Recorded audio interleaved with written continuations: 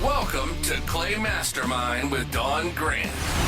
Mental excellence and industry insights. Brought to you by the Clay Lab, your ultimate podcast for mastering the mental game of clay shooting and gaining exclusive insights from the top minds in the industry. Join us as we dive into the strategies of elite athletes, uncover the secrets to peak performance, and share powerful techniques to enhance your shooting skills. Plus, get behind-the-scenes access to the leaders and innovators who are shaping the future of the clay shooting industry. Get ready to elevate your game, sharpen your focus, and gain insider knowledge from the best in the business. Let's get started. Here's your host, Dawn Grant. All right, folks, I have Derrick Mein here, and I'm really excited to get to know you better, Derrick. You are super accomplished and have a lot of things I'm sure you can share with all of us, so thanks for being here. Oh, thanks for having me. So, in case there is anybody out there who has never heard of you before, which I doubt it in the clay world, but who are you and what's your most recent accomplishments and highlights? My most recent was I made my second Olympic team and competed in Paris, France in the men's trap event. I took fifth place, lost a tiebreaker to move on to compete for a medal in the final. Beyond that, I've been competing for almost 30 years in some form of shotgun shooting, mostly sporting clays. Shot a little bit of everything throughout my career, police, sporting clays, shot some trap, some skeet, and then about the last 7 or 8 years, I've really put an effort into the Olympic discipline of bunker trap. Nice. Is there a reason for that? Do you like the sport better, or is it mainly because you like being an Olympian? It was when I first found out that there was shooting in the Olympics. That was always kind of a dream that I had, and it wasn't something that was really feasible for me until the last 7 or 8 years to really pursue it. It's an incredible experience getting to rub shoulders with all the famous athletes that make up the U.S. Olympic team. So that has been a really, really exciting time in my life and really cool experience. And I hope to get to continue that in the next few years. Oh, okay. So looking to go back again, it sounds like. Yeah. So tell us, those listening probably have never been to the Olympics. So, and the fact that you have, and you have a few times, what is that like? It's a humbling experience for sure. As a shooter, you're not generally the most physically fit individuals on the planet. At least I'm not. Some people really spend a lot of time in the gym working out. I really don't. But just being around the Olympic Village and all the other athletes, it really lets you realize just how much work and effort it takes to get to the Olympic Games. Not saying that I haven't worked at it, but certainly your track and field athletes, your swimmers, your weightlifters, all the traditional Olympic sports, those people, they've really dedicated their lives and their daily life to preparing to compete at the Olympic level. I'm following you. Yeah. So you're saying you were around like thousands of really fit people. Yeah. It definitely puts a new perspective on. Now, did you sleep with where the Olympians sleep, and is that all part of your experience as well? Yeah. So in Tokyo, we were in the main village and had my own room in the USA building. In Paris, our shooting venue was almost a 4-hour drive from Paris, so we were in a remote village where it was just shooting athletes. So it was a little bit different experience, but it was also nice and quiet and not all the chaos that comes with the main village. Yeah, I imagine. Had you been to Paris before? Yeah, I'd been a couple times to Paris. I was really thankful that we were outside of Paris. I'm not a big city guy, so being out in a small satellite village out in I don't know, a town of maybe 25,000 people was a really nice experience from my perspective. I could see that. I'm not a city girl either, so I can relate to what you're saying there. So tell me, like, how do you prepare? I don't mean practicing and all that, but you got the days leading up to getting on the airplane. How do you make sure you've got everything? And what do you do to make sure you're in the right mindset and all? For me, I try and make sure I have everything taken care of at home, so I don't have to worry about anything while I'm gone. I'm blessed with a great support family with my wife and daughter. They do a wonderful job of putting me at ease when I do travel. So that makes it easy. I've got my normal stuff that I take to every match, and it pretty much stays in my suitcase.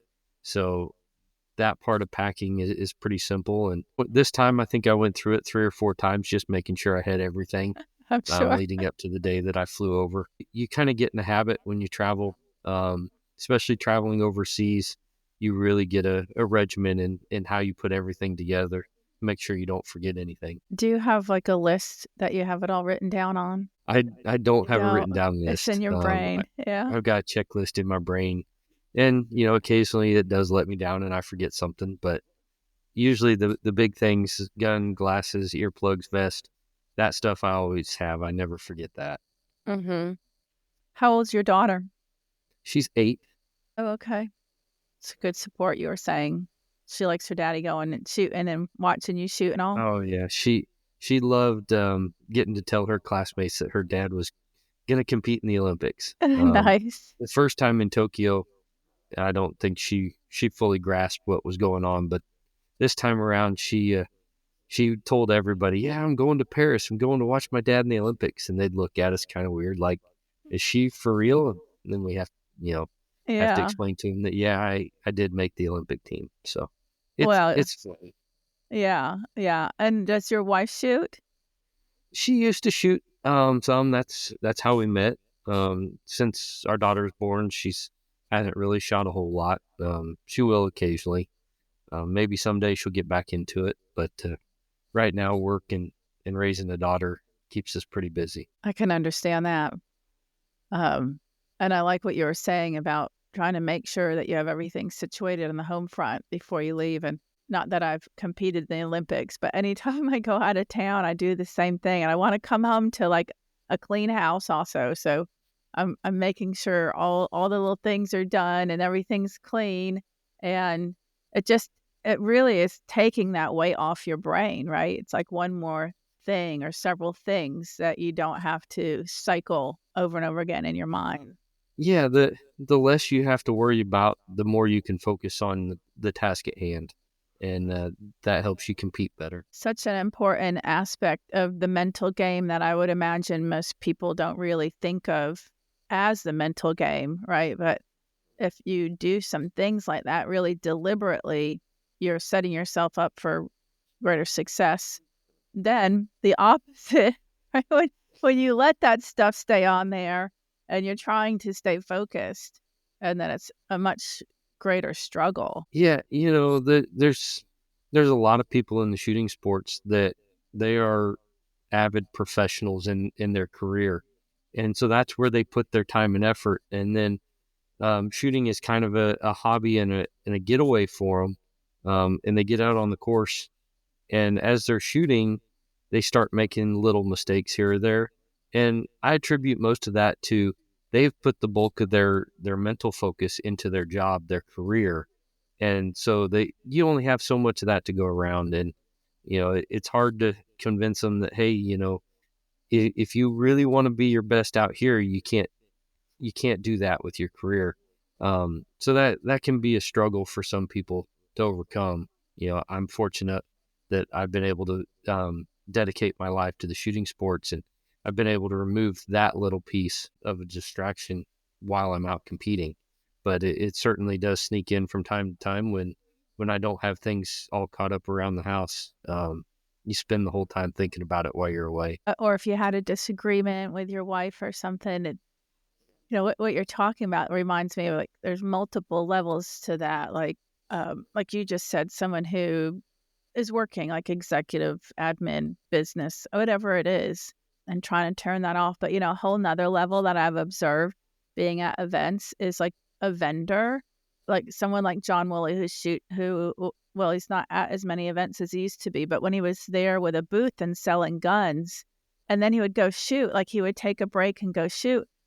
But it was so difficult to literally take a break because he had Yeah. somebody that was wanting to buy a gun in his squad, or somebody who had to meet right after he was done shooting, or a deal that he was working on right before he had to shoot.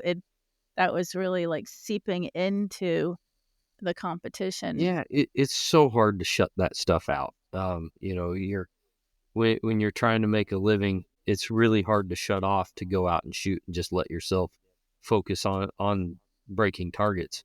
It's almost impossible to do. Yeah. So it sounds like, well, you've already learned that, and then you're doing some things very deliberately to clear your mind. Some of the younger shooters, they have their cell phones out there, and they're, checking their chats or their texts or phone calls or social media, right? What do you think about that?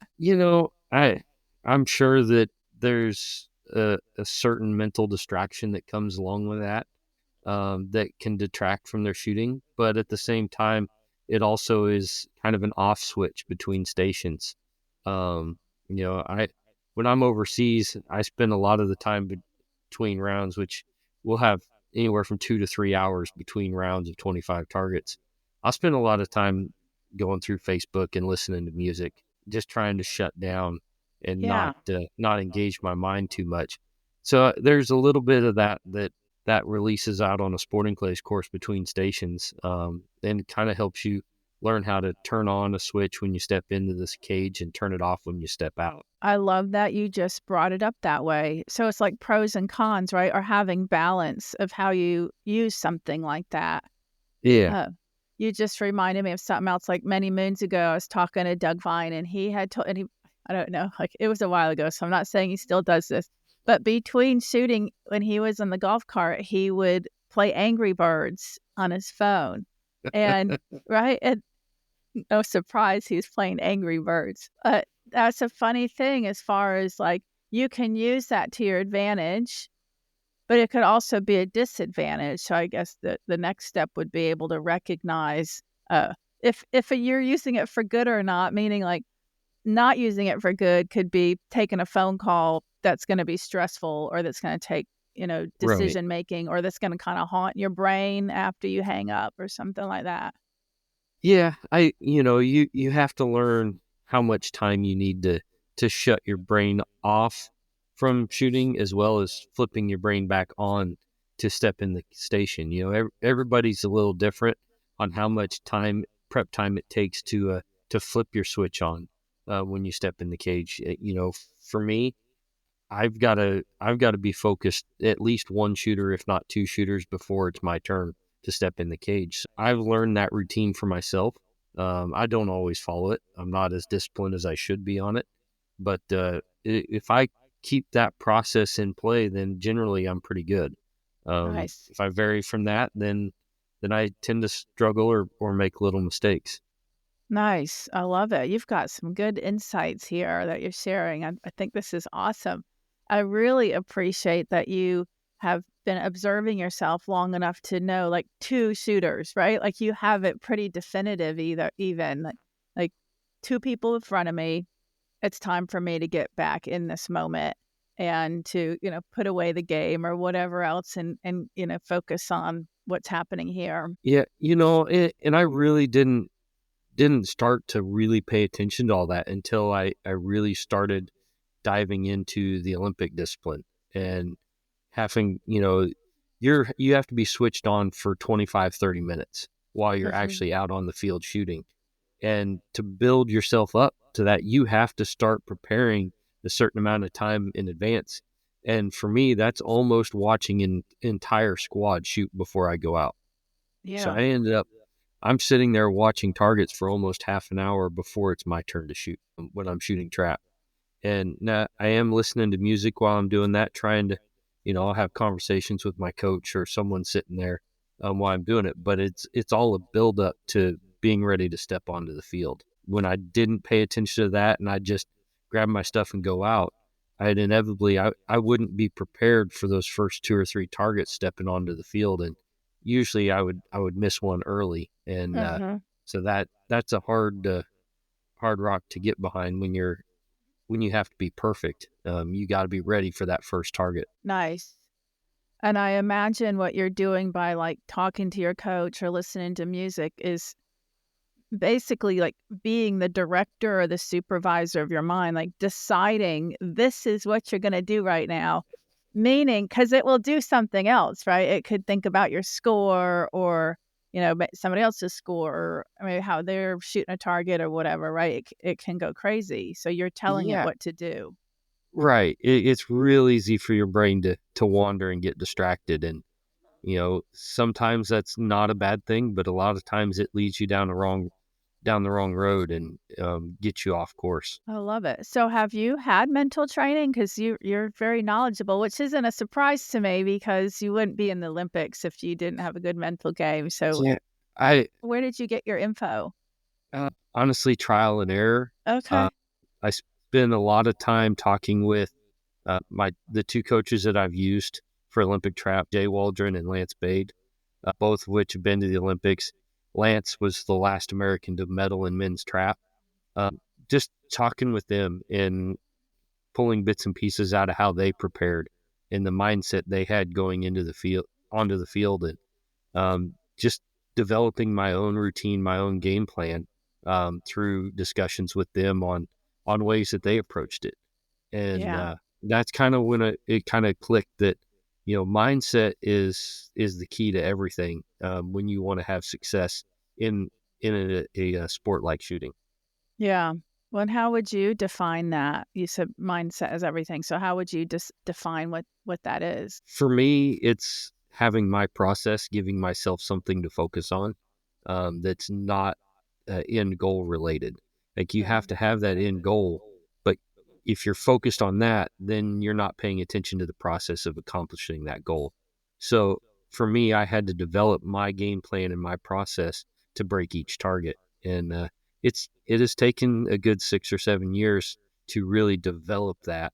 Once I started figuring out that that's the direction I needed to go. I really appreciate that you've said a few times, like, what works for you, because that's so important to not just try to mimic what somebody else is doing, because everybody's so different. And, like, what your, say, bad habit or your tendency tends to be is something for an individual to figure out themselves, and then find the correction for it.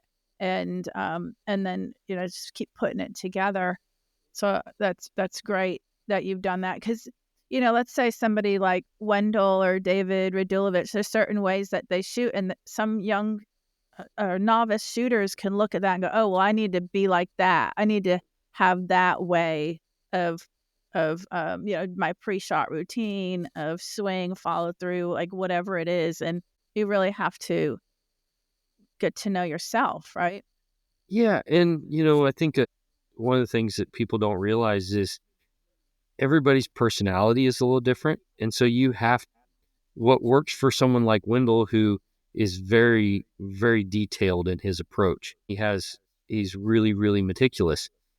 My personality doesn't lend itself to being that meticulous. Like I'm a little more scatterbrained here or there, but that's just a difference in personalities, and that really plays a big part into what works for an individual person. I witnessed a lot throughout the years. One thing, I've always been very quick on the trigger, shoot targets fairly quickly, and I watch people. They always, if they follow me in the squad, they see me break it into place, and then they try and break it there. Well, it doesn't necessarily work for them because I see and perceive things in a lot quicker time frame than most people, and so you really have to know what works for you in order to be successful. So important. I'm having a flashback to years ago. I worked with this woman. She was in public speaking and would regularly have to get in front of thousands of people and would tend to freeze up, right? So I was helping her using the hypnosis side. But she had said to me that in the behind stage, other speakers, they all had different routines, if you want to call it a pre-shot routine, right? It's Yeah. pre-stage routine. And one of them would amp himself up. As you can imagine, it reminds me more of like a football player, right? He would amp himself up and he'd be doing jumping jacks and jumping all around, screaming, and he tried to suggest to her that she do that. And she kept saying to me, like, that doesn't work for me. That doesn't work for me. And she was more into meditation and more of a calmer person. So it even gave me a light bulb moment because my angle tends to be more like calm, relaxed, in that moment, quiet mind, quiet body, and it helped me to see, the difference even for what you're saying. It's just a different analogy, a different place that it's playing out. So let's go back. I'd love to know, like, when did you start shooting? At what age? I'm not sure exactly when I shot my first target. I know I was young, like 6, 7 years old. Shot my first sporting clays. I was 8. My dad started shooting and I tagged along with him, shot a few targets here or there. I think I shot my first tournament. I was 9 or 10 and shot my first national championship in 96. So I'd have been 11 years old. Cool. Yeah. So I've been at it for a long time, and most people think, oh, well, your dad shot for a long time. Dad started shooting maybe 6 months before I did. Yeah. A friend of his invited him to a sporting clays league, and that's kind of what got us started. So growing up on a farm, Dad hunted everything, big game, pheasants, quail, you name it. He went hunting, and so it just kind of naturally took to the game of sporting clays. Did he end up competing at like nationals on all that also when you Yeah, did? Mm-hmm. yeah. I think he went to. I think his first nationals was 95, maybe. Mm-hmm. That year before I went. But yeah, pretty much he started going to tournaments, traveling sooner than I did, mostly because I was in school. But yeah, we've both been shooting more or less the same amount of time. Wow. And where is he now? He's still living on the farm, but Okay. he travels around. He shoots Halise all over the country. Oh, all Still right. shoots some sporting clays, but he's been about the best Halise shooter in the country the last 20 years. How awesome. 20 years. Holy. That's awesome. He's been pretty good. He's won his fair share of tournaments in sporting clays as well as Halise. Wow. All right. Cool. Running in the family here. So you graduate from high school. Then what? Do you end up going into any career path or school or anything? I wasn't sure where I wanted to go as far as a career, but I went to Lindenwood University on a shooting and baseball scholarship. So I played baseball. I played about every sport possible in high school. Really enjoyed baseball. I played 2 years of baseball at Lindenwood and then transferred to Kansas State. And I got a degree in animal science. And after graduating from college, I went to Ohio and designed the original course at the Cardinal Center. Managed Oh. that for a year before a club back in Kansas City had an opening, and I moved back closer to home. Yeah, yeah. Wow. Our farm's a couple hours south of Kansas City. Okay. And are you still on the farm? I live about halfway between our farm and Kansas City. Okay. My wife's office is on the south side of Kansas City, so it works out pretty good. We've got our own little piece of heaven here. And, Yeah. Kansas is beautiful. So I was going to say something. Baseball. And you had said that you played practically every sport. So would you say you have that competitive nature in you that drives yeah, you? I, if there was a thing to compete in, I was competing in it. I couldn't do anything just for fun. I had to be as good as I could be at it. Well, and again, kind of a double-edged sword. How have you managed that for yourself? Because again, in my observation, when somebody's super competitive and only focused on winning, then they can almost be on like an emotional roller coaster ride because their full focus is I have to win. And if they don't win, then they're pissed off. So how has that worked out for you? At times, not well. I will say that having a family has really helped change that approach or in mindset of when I don't have a successful weekend. I know that life's going to be okay. I go home to my family and they still love me, and So life is still good, even if I don't win. But at the same time, when I'm out there competing, it does get frustrating when you go through periods where you're not being successful. Yeah. So have you ever been the type that you just like throw in your shells and fist punch in the air and, Yeah, getting I got real over upset with that it? real quick when I was a kid. Um, when your parents sit you down and say you're not going to act like that, you get over it real quick. I do tend to show emotion more so on the excited side when things are going well. I will show my frustration a little bit. Usually I try and step away from the cage and not impact anyone else's enjoyment of the course. Try and keep my frustrations to myself, but I Yeah. don't always do the best job of that. Well, and again, I imagine at your level of competing, how do you move on from a miss now versus trying to move on but being pissed off or frustrated or attacking yourself? Like, where have you evolved to in that? Well, for me, I have to spend some time contemplating what I did wrong, what caused the mistake. So I do spend some time in the past, trying to keep from making that same mistake again. Usually when I move on to the next station, I'm trying to focus on the next pair. But it doesn't always work that way. Sometimes it hangs on longer than others. But when you really want to compete and win, you have to be able to not let one mistake become two. And Mm. so again, it goes back to finding what works for you. Some people have to forget it right now. Some people like myself have to figure out what I did wrong before I can move on. And then once I've figured out what the mistake was, then I feel like I can walk away from it because I will have a plan to correct that mistake. I'm a firm believer in processing it as soon as possible, but from a neutral place, like that there's really valuable data in that miss, right? And I know there's a other mental trainers and even, instructors or shooters that they'll be like, "It's okay, buddy. It's okay. Forget about it." It's kind of that good Yeah, old boy thing. Just forget about it. Come on. You encourage them not to think about it. Or another technique is, well, just imagine that you broke it. Just basically pretend that you broke those targets or that target or something.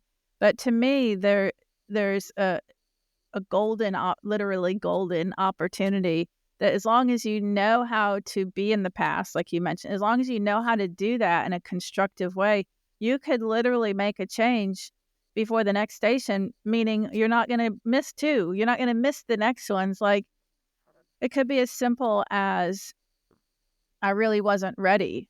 Derrick Mein shot before me. I doubted my sequence or the order I was going to shoot the targets or where I was going to shoot. I started doubting myself. I said pull anyways.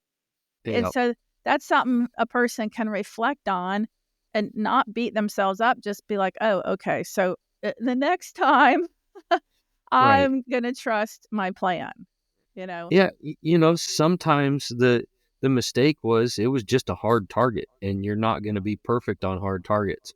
So you have to be honest with yourself. Was it my mistake, or was it as simple as it was a hard target? It was a hard pair, which compounds emotions and energies, and can cause mistakes just because it's a hard target.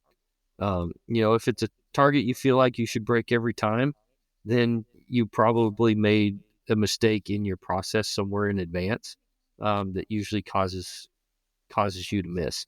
So you have to be honest with yourself and determine was it truly my mistake? Did I miss something in my process? Did I miss something in how I acquired the target? Did I call too quickly? Or was that something that was caused because, hey, it really was a harder target and I just didn't quite have the connection needed or didn't read the target quite right because it was a hard target. Yeah. And once you've figured that out, then it's easier to diagnose what you did wrong. Yeah, and grab what you can or pocket it like, "Okay, I need to work on this at home Yeah. and practice. Nothing I can change right now," or it could be something you can change right now. You're bringing up a new thought in my mind, especially for how long that you've been shooting and competing. You've got folks nowadays like Joe Skull who are masters at their skill of messing with your head on these targets, right? And deceiving the shooter and trap machines that can do more than they could ever do before, right? So if you rewound back into, like you said, 1995, 96, 97, different trap machines with different capabilities and different skill level of target setters. So tell me about that for you and your observations over those years. Well, just like anything, the game has definitely evolved. Target setters have gotten better at creating new and interesting motions of targets. Machines have allowed that to be possible. Trying to get the target to transition in certain areas, making you move your gun from high to low. There's lots of different ways for a target setter to make you make a mistake. Sometimes they still go back to speed and distance, and that's what gives everybody goes, oh, that was a hard target because it was a long ways away. Well, that's an easy way to make a hard target hard. But guys like Joe are really good at making shooters make mistakes. Now, they will, if someone like myself or Brandon or Zach or Anthony, when we're really on our game, those kind of targets, we love those because Mhm. we're really paying attention to all the little details, and all of those targets are well within reason as far as being able to break them every time. And so if we're on our game, it allows us to really build a big score. Yeah. In today's game, I would say not only are targets more difficult than they've ever been, but at the same time, shooters are light years ahead of where they were 25, 30 years ago. On a course today that is going to take a 97 or 98 out of 100 to win, 30 years ago probably would have taken an 89 or a 90. Right. It's just the growth of the sport. And so there's, a lot of times people get caught up in, the targets were way too easy because the scores were big. Well, that's not necessarily the case. Sometimes that's just a product of the shooters that were there were having a good day, and they're a lot better than they were 10 or 15 years ago. Good, valid point. And just to throw in there, because I've been experiencing this over the last 4 years or whatever, is a lot of times they blame the target setter, right? They're like, oh, those are screaming targets and they're horrible, or they're way too easy for regional, or they're way too easy for US Open or Worlds or whatever. There's all this debate and controversy. And being on the backside, inside info is a lot of times those target setters are told what level to make the targets by the club owner or whoever's in charge there, and there aren't always the targets that they would like to set. They're being Yeah, told to set those. yeah, there is some of that. One thing that I've learned over the last few years is that when I quit worrying about what the targets were, if they were too hard or too soft, and just worried about breaking the targets, my enjoyment level went up and my scores went up, and I started winning more. I Um, like that. I really feel like that's something that gets missed, is people are too worried about the difficulty of the targets instead of just shooting them. If you go out and shoot the targets for what they are, and enjoy the challenge of that particular day, um, I think you're going to enjoy the game a whole lot more. You're not going to get as frustrated, and your success levels are generally going to go up. You just said two key words and or two things. One is the word enjoy, and then the other, you're basically saying go back to the process. Like go back to Yes. the basics. Don't get in your head about the weather, the target setter, your squad mates, the music and the side by side going by, all these different things. Like, oh, the lunch was bad, or they're not giving us free dinner. There's so many different things that could get in somebody's head besides their work, or besides their partner's Yeah. conversation. Like so many different things. But you said enjoy, and you've been enjoying it more ever since you realize that you shouldn't focus so much on, let's say, the targets or whatever, as far as the fair or hard or not hard. Something I've observed and have had conversations around is, to some super competitive people, if you say, oh, just go have fun, just enjoy it, just have fun, like they take offense to that because I'm here to win. I'm not here to have fun. And in my book, the last chapter is called Have Fun Again. And so it's been a debate. I've had people question me on that and debate me on it. my definition of have fun is like yours. It's like, let's enjoy this. Like, I've put tons of money into it. I put tons of time. I'm away from my family. It's a sport that I love. I'm out in this beautiful weather. I'm here with a bunch of people that I really enjoy their company. Like, enjoy it. And the more that a person can put themselves in that mindset, even if it's by gratitude, like there's all different ways of kind of managing your mind into that mindset.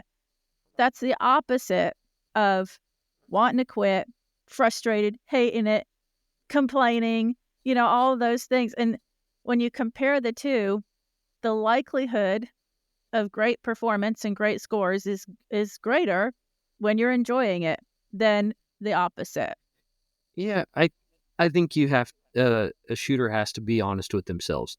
Are you going to the tournament because you really enjoy the people, you enjoy the environment, you enjoy the overall experience, or are you going there to try and win because you love competing, you love the process, you love winning? You have to be honest with yourself in which approach fits your personality, or your spot, your place in the game. Are you doing it because you just enjoy it and you enjoy the overall experience? Or are you doing it because you love winning, you love competing, that side of things? And I think that helps a person enjoy the events even more if they've come to the realization that, hey, I just love the game. I love going to the shoots to see the people, and then the shooting is just a bonus on the side. I think that really helps people with their overall performance at the end of the weekend. Is how did they approach it? Did they approach it as we're going to spend time with our friends, shoot some targets, enjoy the tournament for the overall experience, or are we going to win? And that's if you can figure that out before you go, then you're putting yourself in a better place to enjoy the weekend. Yes. So if they're going to win, how do they keep themselves off the emotional roller coaster? If you're going to win, you have to love the process of winning. You have to be dedicated to that process, and there's no other way around it. If you don't love the pre-work ahead of time to get yourself ready to go and compete, then you're not going to be successful once you get there. If that prep work is work, then you probably don't really enjoy the process of winning. Everybody loves winning. Not everybody enjoys the process of winning. I got you. And so what is your process of winning look like? It varies tournament to tournament. Early in the season, I'm putting a lot of work in practice, shooting a lot of practice targets, getting rounds down the barrel, basically relearning my approach to each target. And then as the year progresses, as tournaments become more frequent, my practice tends to taper off, and I spend more time focusing just on preparing my mind for competing. And how do you do that? That's a hard one. When it comes to competition, I have to focus on my step-by-step process. And that's, making sure that I eat right, making sure that I drink plenty of water, Oh, good. being out on the course, making sure I get a good read on the targets, making sure that I have my plan to break each target in place before I step in the cage. Those little kind of details, that is my process to winning. I love it. That's another lesson I teach is called 7 Elements of Peak Performance. And I love to question people on that because a lot of folks, and I'm going to say a large percentage, don't recognize the importance of, well, what I would say sleep, eat, hydration. You got your mental, you got your mechanics, physical fitness, and even faith. So those are what I'm calling the 7 elements. I think there's a lot of talk about hydration. I think a lot of people recognize the importance of your eyeballs being hydrated so you can see, but even your brain functions better when you're hydrated.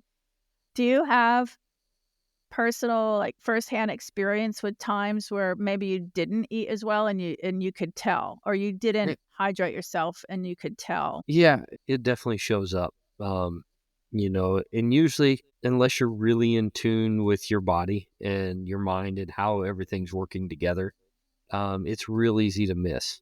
You might not be grabbing the target visually quite as quick as what you normally do, or your reaction time is just a millisecond slower, but oftentimes that creates those little mistakes that can happen and cause a miss. And sometimes it doesn't show in a miss.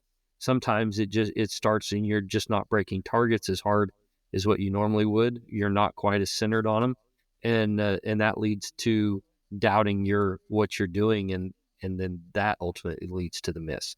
Nice. But it's really one of those things is really hard to read, and you really have to be in tune with your environment and what's going on around you to realize what exactly is happening. Great point. Not that I'm a competitive shooter, but for me, I want to be the best at what I do, right? So my peak performance is when I'm helping people and doing like privates, right? So rewinding like probably 15 years ago, I would tend to run out of the house, maybe grab a granola bar, go to my office. I drop my kids off at school, go to the office, see several clients, skip lunch because, well, yeah, I'm going to leave and pick up my kids from school at 2:00. So I'll just, eat then. And then I typically wouldn't eat that. And then I'd go take them, to the library or coffee shop to do their homework. But what happened during that time is somewhere around 12:00, 1:00, I would get groggy. I wasn't quick to answer people's questions. I wasn't in the flow, meaning like somebody could ask me something and there was the solution, coming right out. I had to think more. It took longer to put my thoughts together because I am a hypnotist. In the room was usually lower lights, quiet music, and here I am helping someone relax. I'm putting myself to sleep, and I on the front end of that thought, oh, I must not have got enough sleep last night. That was always the default, was I'm tired because I didn't get enough sleep. And it wasn't until learning and using my, learning from my body that it was, I didn't put fuel in my car. Like I didn't fuel my body properly. I wasn't hydrating, and I see definitely in different sports, including clay shooting, like endurance from physical fitness, like tired halfway through or 3/4 or at the end because literally physically I'm not in good shape. There's so many important aspects to that. So let me ask you, have you ever noticed like a carb crash or even like a sugar high and a sugar crash and how that affects your shooting?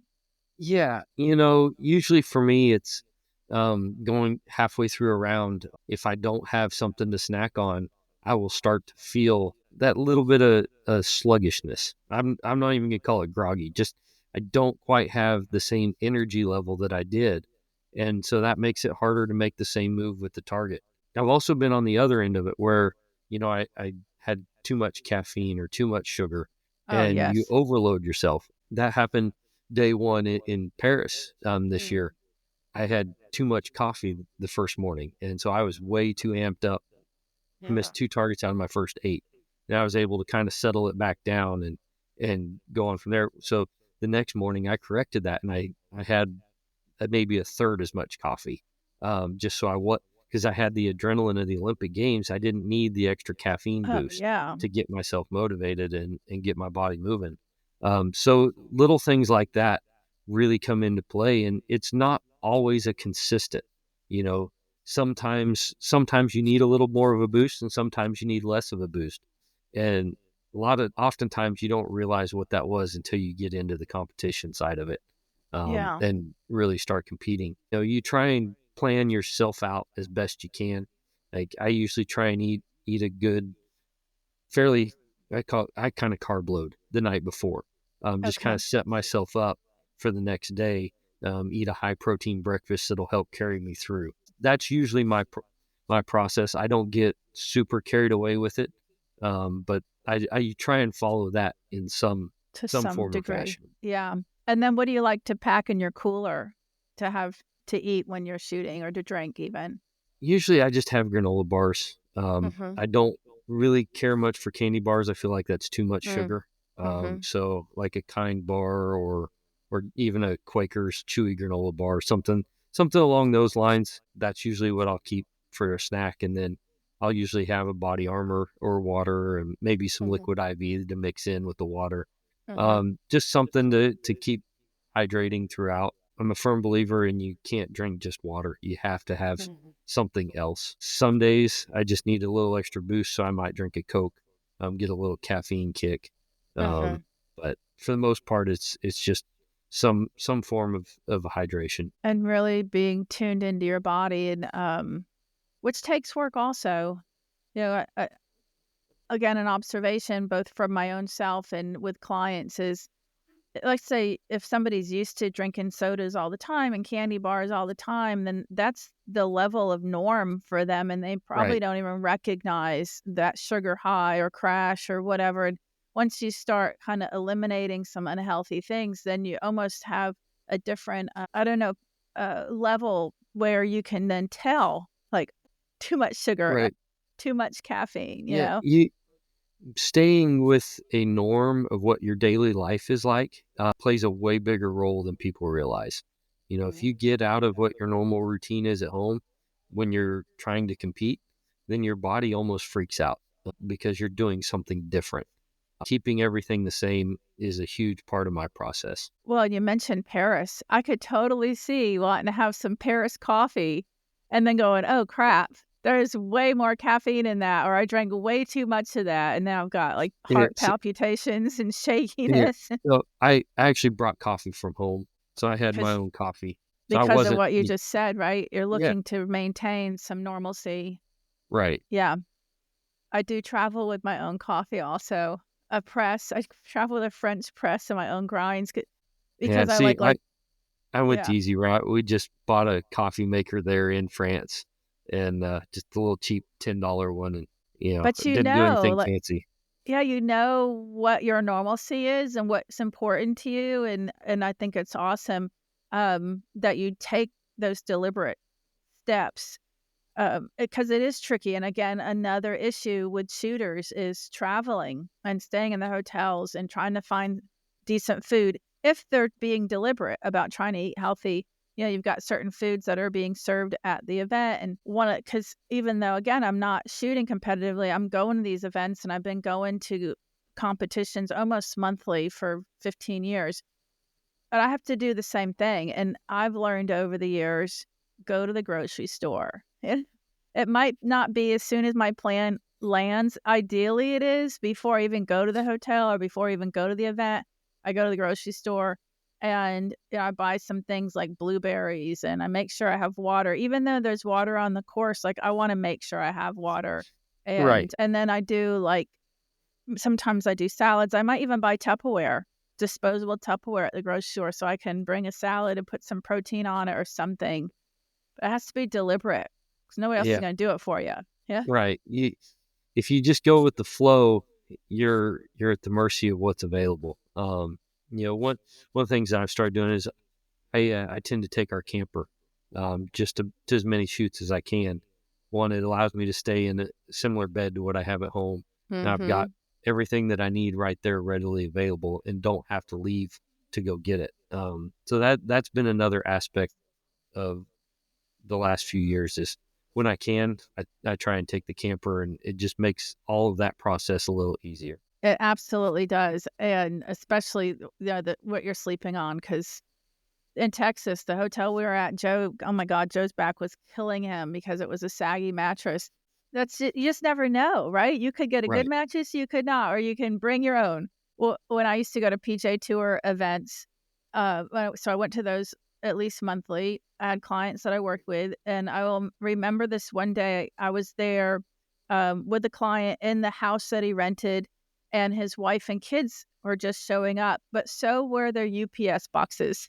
And she had their own sheets, their own pillows. She had their own full foam mattress cover. Like, but when you travel every week for most of the year and you're Right. keeping in mind what we're talking about, like, that's the degree that some of those PGA golfers would go. But yeah, of course, they're talking millions of dollars Right. too.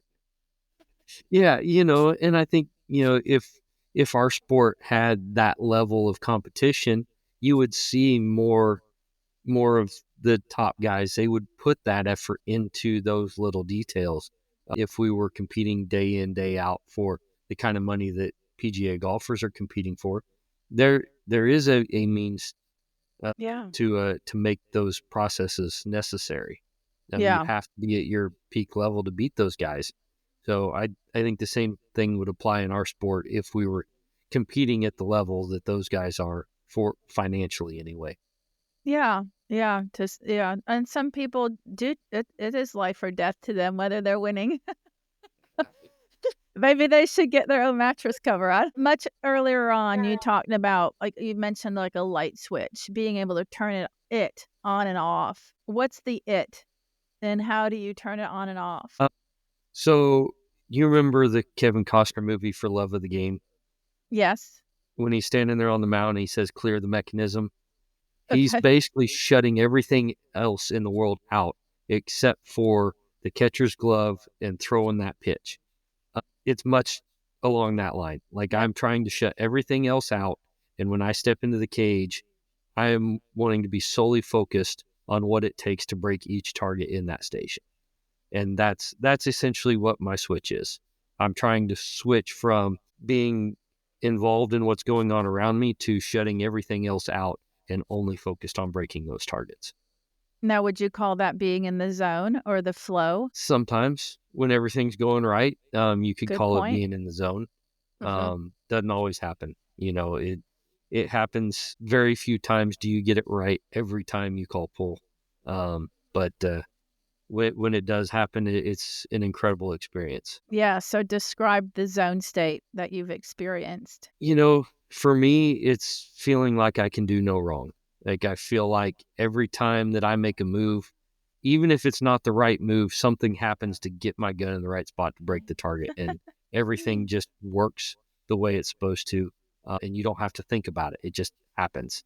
Uh, the way I've made myself more consistent is I've become more aware in those situations of what I'm actually doing, so I can recreate that more often, which has Mhm. allowed me to be more consistent on a day in, day out basis. But even now, when it goes right, you don't have to think about anything. It just happens. I love it. There are some trainers, top instructors, or whatever that claim that you can't make the zone happen. And again, have debated with me because I say I can help a person to be in the zone more often. But what I've observed, and even through those conversations, I feel like where they're coming from is you can't make it happen. And absolutely, the more you try, the more you analyze, the more you try to force it, the absolute last thing is gonna happen is be in the zone. It's more like the opposite to letting go, but it's also, to me, it's like a puzzle with puzzle pieces, and you mentioned several of them already. Basically, everything disappears around you, and it's then you and the target, right? Yeah, It feels euphoric. You're not overthinking, which also means I'm not thinking consciously. I'm not, my conscious mind is quiet. Time flies by, and I wish it could keep going, like, I can't right. believe I'm in the last station. It doesn't feel like you are the one pulling the trigger. It, like, just seems to happen at the right time and intuitively. So all those, like, pieces, people are scrambling trying to figure out how to get them, or they don't believe you can get them. But like you, I believe you can, and if you understand what these pieces are, first of all, you can recognize when you're not doing one of them, meaning Right. I'm overanalyzing, I'm overthinking, I'm trying too hard. Well, that's not quiet, conscious mind, right? So, Yeah. So I think, when you have your routine and your process and you get all those little pieces put together, it allows you to go into that zone more often. And it allows you to take advantage of a day that, maybe you aren't quite there, but you get those pieces put right, allows you to take that next step and get into that zone. Whereas if you didn't put those pieces in the right order, you're not going to be able to access that. And so absolutely. it's just one of those things that if you're doing your due diligence ahead of time, it allows you to go into that zone more naturally and easily. And yeah, you can't force it, you can't make it happen. But if you give yourself an opportunity for it to happen more often, then you're going to find yourself in that zone more often. I love it, Derrick.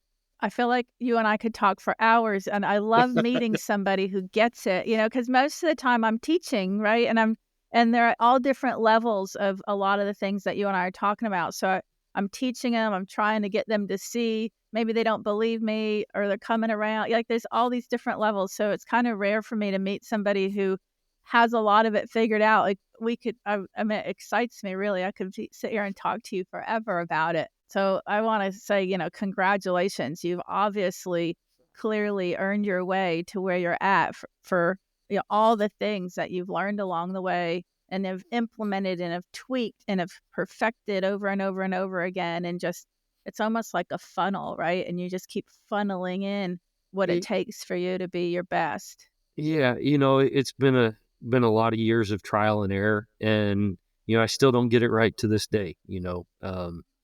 It's really showed up as I focused on the Olympic stuff. My sporting game has suffered, and so I don't get into that zone in sporting clays near as easily as I used to.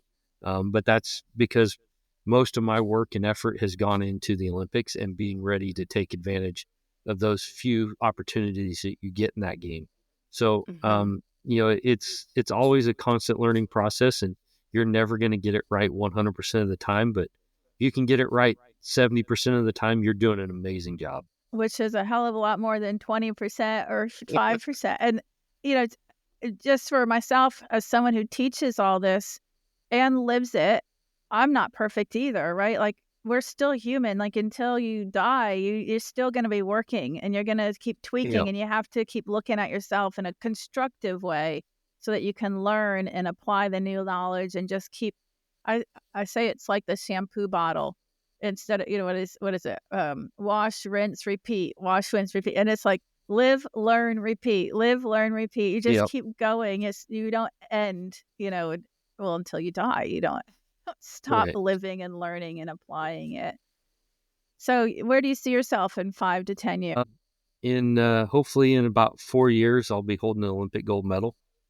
That's where my focus is for the next 4 years.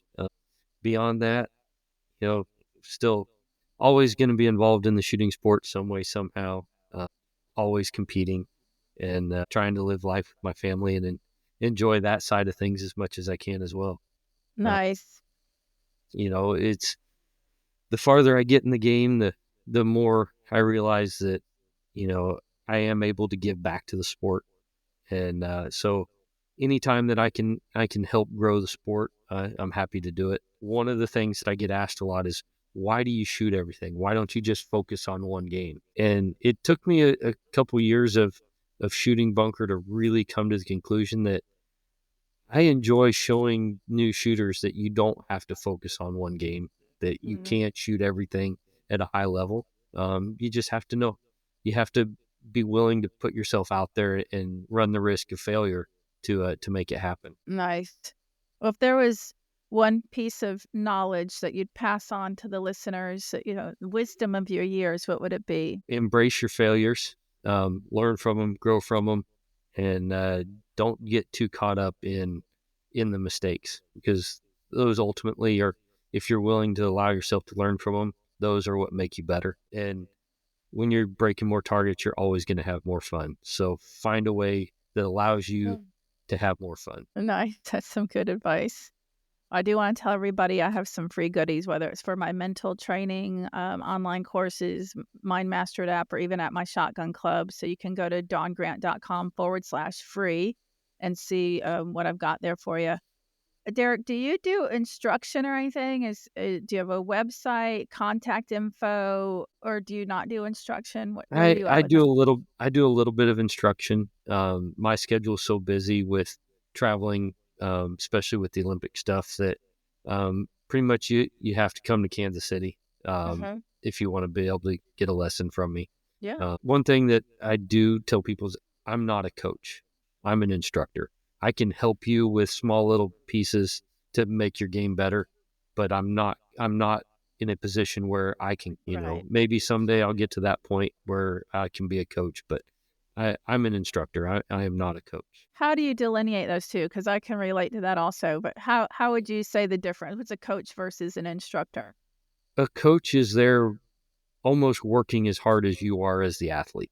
They're there to help you understand what you did wrong, help you improve those on over period of time, whereas an instructor is just basically a blip in the moment. I'm going to teach Hey, you this. This is what you're doing wrong you get here. out there and do it.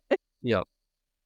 So a coach is more dedicated. Yeah. And I feel like a good coach is going to put time into learning their students better and learning how to better help their student over a long period of time. I also feel like a coach is the one that's going to text the person, good luck at your game, or you got this, buddy, and then checking them after. Part of being a good coach is you have to be a motivator as well. I'm not saying I couldn't do it, but it's not something that I've strived to do. Yeah, I understand. I've recognized that in myself. I'm definitely more of the trainer myself. Like, I'm going to teach you stuff. You go out there and you do it. You come back to me later, but I'm not going to cheerlead you in texts and such. And not that, again, like you just said, not there's anything wrong with one or the other. I just recognize it in myself and like you do. So do you have shout outs, sponsors, things that you suggest? Yeah, so I've worked, Federal Ammunition has been really, really big part of my game the last few years. Really enjoyed working with them. Basically, my whole career, I worked with Promatic. They've been a blessing for my entire shooting career. I recently just made a transition. I'm going to shoot for Krieghoff International going forward, stepping away from Kohler. And I'm also really working a lot with Elite Shotguns and the Vero Beach Clay Shooting Club. Okay. Well, on your way down to Vero sometime, you should stop by Amelia Shotgun Sports. Come shoot one of my competitions. I don't know if everybody would be happy to see you. They'll be like, oh, he's going to win. We do have monthly competitions at my club with targets set by Joe Skull, so it's a great way to practice those targets, and that's in Northeast Florida. You guys can follow me on social media. But if somebody does want to come to Kansas and does want to pay you for your time, how would they get a hold of you? Just reach out to me on Facebook or Instagram Messenger. That's the easiest way to contact me, and we can touch base from there. All right, perfect. Well, thank you, Derrick. This was an amazing interview. I really enjoyed getting to know you and all your insights, and people are going to love learning from you. So thank you very much. Well, thanks for having me. Thank you for joining us on Clay Mastermind with Dawn Grant. Mental excellence and industry insights. Brought to you by the Clay Lab. We hope you found today's episode inspiring and informative. Remember, mastering the mental game is key to unlocking your full potential on the course. And through our conversations with industry leaders, we aim to provide you with valuable insights into the world of clay shooting. If you enjoyed today's episode, be sure to follow, rate, and share it. For more insights, training tips, and updates on upcoming events, Dawn Grant and Amelia Shotgun Sports are on all social media platforms. Go to dawngrant.com and come shoot at Amelia Shotgun Sports. Stay focused, stay driven, and keep pushing your limits. Until next time, Dawn wishes you success and happiness on your journey to peak performance and industry mastery.